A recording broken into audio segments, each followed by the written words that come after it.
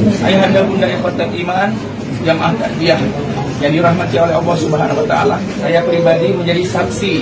Ahad kemarin 2 hari yang lalu beliau bersama kami di subuh Arafah di Masjid Baitur Rahim Olele.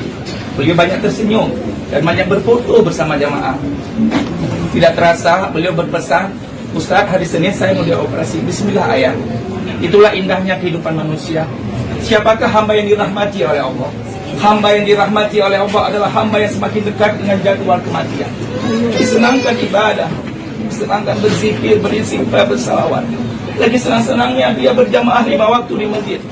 Lagi senang-senangnya dia berdakwah, mengajak teman-temannya. Banyak yang menjadi saksi. Beliau mengajak teman-temannya untuk sholat subuh berjamaah. Banyak yang saksinya di WA beliau, banyak sekali. Kemudian beliau dipanggil oleh Allah Subhanahu wa taala.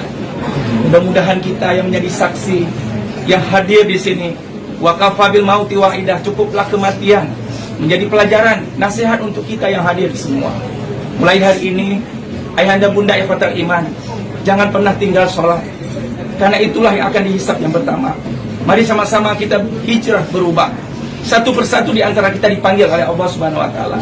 Hari ini kecil kita yang tercinta, beliau di akhir hayatnya senang ibadah, senang berdakwah, senang mengajak teman-temannya untuk berjamaah.